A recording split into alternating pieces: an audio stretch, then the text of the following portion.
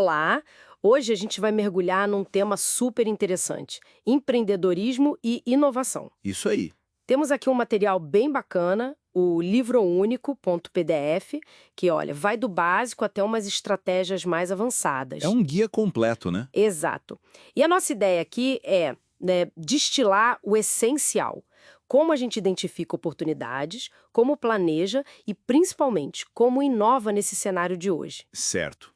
Para começar, tem uma coisa que me pegou logo de cara: a tal da destruição criativa. A gente ouve falar, né? Uhum. Mas o material conecta isso desde, sei lá, Marco Polo assumindo riscos lá atrás, até a visão mais moderna do Schumpeter, nos anos 40. Exato.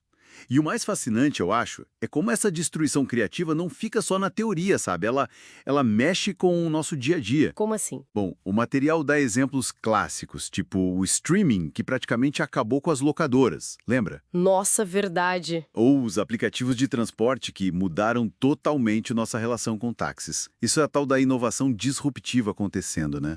O novo chega e, bom, o antigo fica obsoleto. É uma força constante na economia que as fontes descrevem bem. E essa força aparece de jeitos diferentes, né? O material mostra que não tem só um caminho para empreender. Não mesmo? Tem o tradicional, claro, mas também o social. Como aquele exemplo da Marcela, que queria ajudar a comunidade. O foco não era só o lucro, sabe? Sim, o impacto social em primeiro lugar. E tem o intraempreendedorismo, que é uma coisa que às vezes a gente esquece. Inovar dentro da empresa onde você já trabalha. Super importante também. E o virtual, claro, com e-commerce e tudo mais. Tá, mas e as ideias? De onde elas vêm para alimentar tudo isso? Olha, uma coisa que o material destaca, e eu achei bem interessante, é que a maioria, tipo uns 45% das startups lá nos Estados Unidos, segundo um estudo citado, Quase metade. pois é, nasce da experiência profissional que os fundadores já tinham. Não é sempre aquele momento eureka do nada, sabe? Ah, entendi, faz sentido. Pode vir de um hobby ou até de uma descoberta meio sem querer, tipo a história da Nike com a máquina de waffle para fazer solado de tênis. Essa é ótima. Ou só de observar um problema real que ninguém está resolvendo direito. Isso quebra um pouco o mito do inventor genial sozinho, né? O material reforça que às vezes a grande sacada nem é inventar algo totalmente novo. Exato. É melhorar o que já existe. Tipo o sistema de reputação do eBay que eles citam. Foi crucial para gerar confiança online, né? Com certeza. E para organizar essas ideias, colocar em prática, o material fala de umas abordagens mais modernas, né? Sim, tipo a metodologia Lean Startup. O foco ali é naquele ciclo rápido. Construir, medir, aprender. O MVP, né? Produto mínimo viável. Isso. Lançar um MVP para testar a ideia no mercado de verdade o mais rápido possível.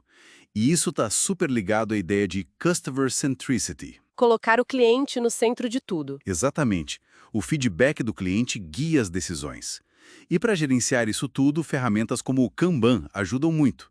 Aqueles quadros visuais, sabe? A fazer, fazendo, feito. Ah, sim, para organizar o fluxo. Legal. Mas e o planejamento mais tradicional? O plano de negócios ainda tem valor? Com certeza. O material deixa claro que sim. Ele continua sendo fundamental para detalhar a análise de mercado, quem é o cliente, quem são os concorrentes, fornecedores, A parte operacional, marketing, recursos humanos e, claro, o financeiro. que é crucial. Aí entram aquelas análises tipo VPL, TIR, para ver se o negócio para em pé financeiramente, né? Exato. Para ver se o retorno compensa o risco e o investimento ao longo do tempo. Apesar de existirem ferramentas mais rápidas, como o Business Model Canvas, para ter uma visão geral. Que também é útil para um esboço, né? Sim, muito útil. Mas o plano detalhado ainda é importante, principalmente se você for buscar investimento fora. Entendi. E falando em inovação, uma coisa que me chamou a atenção nas fontes foi diferenciar invenção de inovação. A internet, por exemplo, inventada nos anos 60, mas só virou inovação mesmo no mercado muito depois. Perfeito. Invenção é criar algo novo.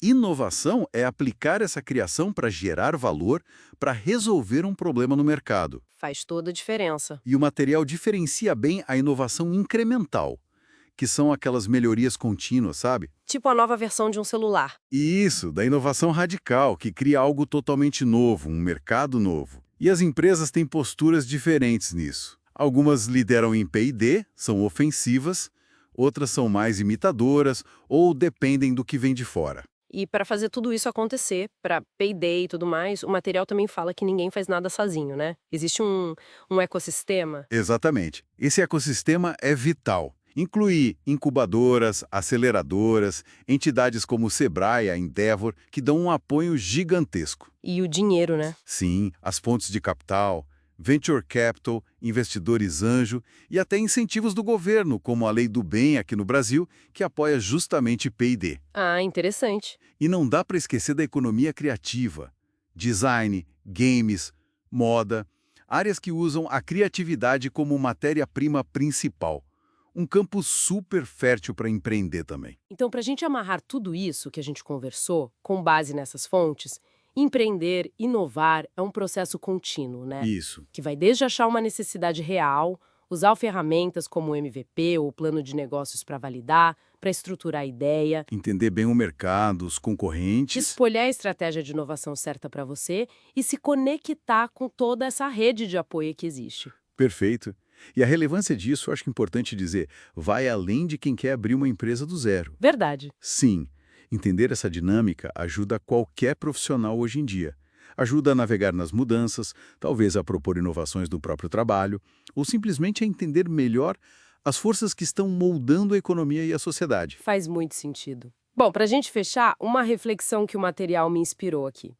Tem aquele conceito japonês, o Ikigai, sabe? Uhum, já ouvi falar. Aquele ponto onde se encontram a paixão, a missão, a vocação e a profissão. Fica a pergunta no ar. Será que é alinhar o nosso propósito pessoal com essa jornada do empreendedorismo, com todos os perrengues que ela tem?